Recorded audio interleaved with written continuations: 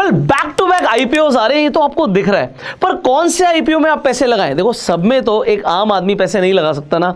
अगर हम retail category की बात भी करें तो एक आम आदमी इतने सारे जो आईपीओ आ रहे हैं बैक टू बैक, उसमें सब में पैसे कैसे लगाएगा? तो ये जानना जरूरी है कि किस में पैसा लगाना है और किन आईपीओ को आपको अवॉइड करना है। वेल आज आप आ गए हो एक ऐसी वीडियो पे जिसमें हम डिस्कस करने वाले हैं आरबीसी ज्वेलर्स के ऊपर। आरबीसी ज्वेलर्स अपना आईपीओ लेकर आ रहे हैं, तो क्या आपको इस आईपीओ में पैसे लगाने या नहीं लगाने? वेल हम सबसे पहले वीडियोस में डिस्कस करते हैं हर आईपीओ के ऊपर कि उसका ग्रे मार्केट प्रीमियम क्या चल रहा है। कमाल की बात है, जिस वक्त मैं वीडियो बना रहा हूँ, अगर आप ग्रे मार्केट प्रीमियम चेक करने जाएंगे इंटरनेट पर तो आपको कोई भी हलचल नहीं दिखेगी। तो ग्रे मार्केट में अभी तक इसके ऊपर काम शुरू नहीं हुआ है, आरबीसी ज्वेलर्स के ऊपर काम शुरू नहीं हुआ, तो कुछ भी हमें प्रीमियम नहीं दिख रहा। इसका मतलब ये नहीं है कि जब आप वीडियो देख रहे होगे तब कुछ ना कुछ प्रीमियम चल रहा होगा।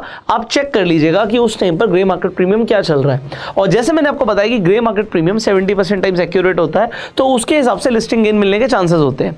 पॉइंट नंबर 2, पहले दिन अप्लाई करने की कोई जल्दी नहीं है। अब एक एक करके समझते हैं कि ये ज्वेलर करते क्या है। पहली बात तो ये कंपनी गुजरात से ऑपरेट करती है और ये दो तरीके से काम करती है। पहला, ये क्या करते हैं, ये मैन्युफैक्चर करते हैं गोल्ड ज्वेलरी को और बाकी ज्वेलर्स के लिए। अब आपने देखा कि भाई मालाबार ज्वेलर्स है, जॉय आलुकास है, सेनको है, बहुत बड़े बड़े प्लेयर्स हैं मार्केट के अंदर ऑलरेडी जो गोल्ड ज्वेलरी सेल करते हैं। बट जरूरी नहीं कि वो सारी ज्वेलरी खुद बनाते हैं, वो बनी बनाई ज्वेलरीज कई कंपनी से खरीदते हैं। उसमें से एक कंपनी है आरबीसी ज्वेलर्स। अब ये क्या करते हैं, ये मैन्युफैक्चरिंग का काम करते हैं मार्केट में जो बाकी जो गोल्ड ज्वेलरी बेच रहे हैं प्लेयर्स उनके लिए। पहला काम तो ये हो गया। अब अहमदाबाद के अंदर इनका एक रिटेल स्टोर भी है हरित जवेरी के नाम से, तो ये रिटेल के अंदर भी है। बट मेजरली ये क्या काम करते हैं, ये एंटीक ज्वेलरीज की मैन्युफैक्चरिंग करते हैं। एंटीक ज्वेलरी आपने बॉलीवुड में खासकर देखी होगी, कई सारी मूवीज में जो फीमेल्स होती हैं एंटीक ज्वेलरी पहनती है, खासकर टेम्पल ज्वेलरी आती है। अब आजकल जो ये टेम्पल ज्वेलरी और ये एंटीक ज्वेलरीज बनती हैं, ये बनती हैं हाइड्रोलिक प्रेस डाइस से। अब इसके अंदर 3D प्रिंटिंग मशीन्स भी यूज़ होती हैं। ज्वेलरी में काफ़ी एडवांस टेक्निक्स यूज़ होनी शुरू हो गई हैं। बट अब ये जो एंटीक ज्वेलरी होती है, जब इसमें गोल्ड ज्वेलरी की बात करते हैं, प्योर गोल्ड की, तो वो 22 कैरेट की ज्वेलरी होती है। अब उसे बेचने में कंपनी को इतना मुनाफा नहीं होता जितना पोल्की ज्वेलरी को बेचने में होता है। पोल्की क्या होता है, जो डायमंड के ऊपर की कटिंग होती है ना, उससे बनती है पोल्की। तो वो ऊपर की एक परत होती है सिर्फ डायमंड की, बट उसमें मार्जिन काफ़ी अच्छा होता है। तो जो कंपनी एंटीक ज्वेलरी के अंदर, खासकर पोल्की के अंदर या जेमस्टोन ज्वेलरी के साथ काम करती है, तो वहाँ पर वो मार्जिन निकाल सकती है। अब इंडिया के अंदर जो गोल्ड ज्वेलरीज बनाई जाती है उसके अंदर ऑर्गेनाइज सेक्टर इतना एक्टिव नहीं है। अब ऑर्गेनाइज और अनऑर्गेनाइज का मतलब क्या होता है, अनऑर्गेनाइज सेक्टर के अंदर बहुत सारी ट्रांजैक्शंस कैश के अंदर होती हैं, वहां पर प्रॉपर अकाउंटिंग नहीं होती।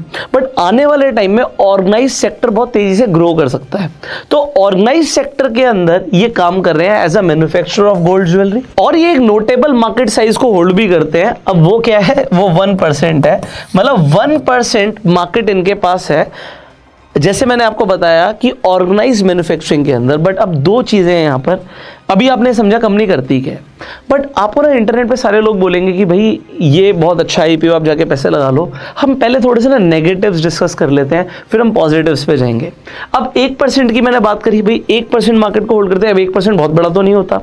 पॉइंट नंबर 2, ये जिन ज्वेलर्स को सप्लाई करते हैं, जैसे कि टाइटन है, सेनको है, मालाबार है, जॉय आलुकास है, क्या उन सारी कंपनीज के साथ इनके पहले से रिटन एग्रीमेंट्स हैं? अगर एग्रीमेंट्स नहीं है तो आज वो ज्वेलर्स इनसे ज्वेलरी लेते हो रहे हैं क्योंकि रेट इन्होंने हो सकता कम करा हो, बट कल को अगर वो मैच नहीं होता, इनको प्रॉफिट नहीं आ रहा या वो कंपनीज लेने से मना कर देती है, वो कहती है चल भाई मैं तेरे से नहीं लेती, किसी और ज्वेलर से लेना शुरू कर देते हैं माल, तो फिर क्या होगा, इस कंपनी को काफी ज्यादा नुकसान भी हो सकता है। तो ये आपको समझना जरूरी है। तो आप हमेशा सिर्फ ये मत देखिए आईपीओ आ गया पैसे लगा दें, आप थोड़ी सी एनालिसिस करिए। अब ये company as a private limited company incorporate होती है 2008 में। आज 20 स्टेट्स के अंदर 72 सिटीज में इनकी ज्वेलरी सप्लाई होती है। अब पहले ये देख लेते हैं कंपनी किस वैल्यूएशन के ऊपर आईपीओ लेकर आ रही है। भाई 13.7 का पीई रेशियो है और आरओई और आरओसीई मतलब रिटर्न ऑन इक्विटी और रिटर्न ऑन कैपिटल एम्प्लॉयड 27.49 का है। डेट टू इक्विटी 1.02 का है। तो यहां पर मुझे एक डिसेंट वैल्यूएशन दिख रही है। अगर हम कुछ फाइनेंशियल्स देखें 2021, 22, 23 के अंदर, रेवेन्यू, एसेट्स और प्रॉफिट्स बड़े हैं। 2021 में 107 करोड़ का इनका रेवेन्यू था, 2022 में 252 करोड़ हो गया और 2023 में 288 करोड़ हो गया। तो ईयर ऑन ईयर रेवेन्यू बढ़ रहा है। अगर हम एसेट्स की बात करें 124 करोड़, 154 करोड़, 207 करोड़ और प्रॉफिट 10 करोड़, 14 करोड़, 22 करोड़। तो आप देख रहे हो कि फाइनेंशियल्स ठीक है कंपनी के यहाँ पर। अब कुछ इंपॉर्टेंट डेट समझ लेते हैं। 19 तारीख को ये आईपीओ आ रहा है, आप 19 तारीख से बिड प्लेस कर सकते हो, बट मैं कहूँगा आप पहले दिन अप्लाई मत कीजिए। आपको जैसे मैं बोलता हूँ हमेशा कि आप लास्ट डे अप्लाई कीजिए, कोई first come first serve basis पे यहाँ पे अलॉटमेंट तो मिलनी नहीं है। तो आप लास्ट डे पर क्यों अप्लाई कीजिए, क्योंकि आप लास्ट डे पर चेक कर सकते हो कि सब्सक्रिप्शन स्टेटस क्या चल रहा है, भाई कितना परसेंट सब्सक्राइब हुआ। QIB के लिए 50% कोटा है, रिटेल से 35% है और HNI के लिए 15% है। तो आप ये देखिए QIB में कितना परसेंट सब्सक्रिप्शन आया, रिटेल में कितना गुना सब्सक्रिप्शन आया, HNI में कितना गुना सब्सक्रिप्शन आया, और उसके बाद चेक कीजिए कि यहाँ पर लिस्टिंग की उम्मीद कितनी ज़्यादा है। कई जैसे मार्केट में डीमेट अकाउंट्स ऐसे होते हैं जिसमें आप चेक कर सकते हो कि सब्सक्रिप्शन स्टेटस क्या चल रहा है। तो आप सब्सक्रिप्शन स्टेटस चेक कीजिए, आखिरी दिन पे अप्लाई कीजिए, तसल्ली से अप्लाई कीजिए। उसके बाद अगर आप प्राइस बैंड देखते हो तो 95 to 100 रुपीज़ का एक शेयर आप 100 ही मान लीजिए, क्योंकि यहाँ पर इशू साइज़ बहुत छोटा है, 100 करोड़ का इशू साइज़ है। क्योंकि 100 करोड़ का इशू साइज़ है तो मुझे पर्सनली ऐसा लगता है कि ओवर सब्सक्राइब होगा। और दूसरी चीज़, क्योंकि ओवर सब्सक्राइब होगा तो आपको हायर बैंड ही चूज़ करना पड़ेगा।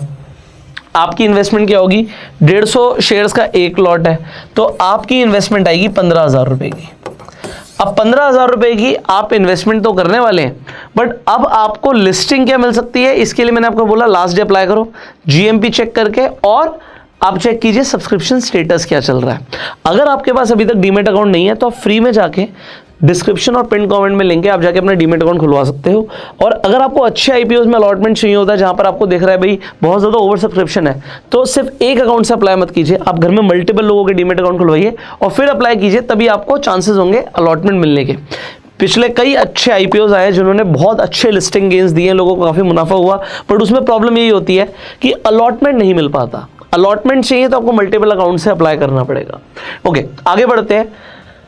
अब आपको यहां पर अलॉटमेंट मिलेगी कौन से दिन पे, 22 तारीख को आपको पता लग जाएगा कि आपको अलॉटमेंट मिली है या नहीं मिली है।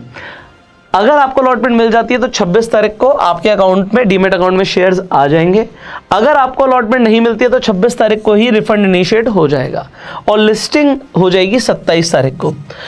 अब 27 तारीख को जब लिस्टिंग होगी लोगों को पता लग जाएगा भाई उन्हें मुनाफा हुआ है, कितना हुआ है। मुझे पर्सनली ऐसा लगता है, अगर मैं यहाँ तक की एनालिसिस देख रहा हूँ और जिस हिसाब से मार्केट अभी बुल रन में है, तो लिस्टिंग गेन्स तो मिलेंगे, बट क्या मिलेंगे, कितने मिलेंगे, वो आप चेक कर लीजिएगा। मैंने आपको दो चीज़ें इंपॉर्टेंट बताई हैं कि आपको GMP चेक करना है, grey market premium, last day पर अप्लाई करना है सब्सक्रिप्शन स्टेटस देखकर। तो यहाँ तक की इन्फॉर्मेशन आई होप आप लोगों के लिए काफ़ी रही होगी। अगर आप चाहते हैं हम किसी और IPO को भी कवर करें, उसके ऊपर भी वीडियो बनाएं, तो कमेंट करके जरूर बताइएगा। Finally you can share this video to spread the awareness. Subscribe कर लीजिएगा, बेल आइकन पर क्लिक कीजिएगा जिससे आने वाली एक भी वीडियो आप मिस ना करें। See you in the next video, till the time you go self made and जय हिंद।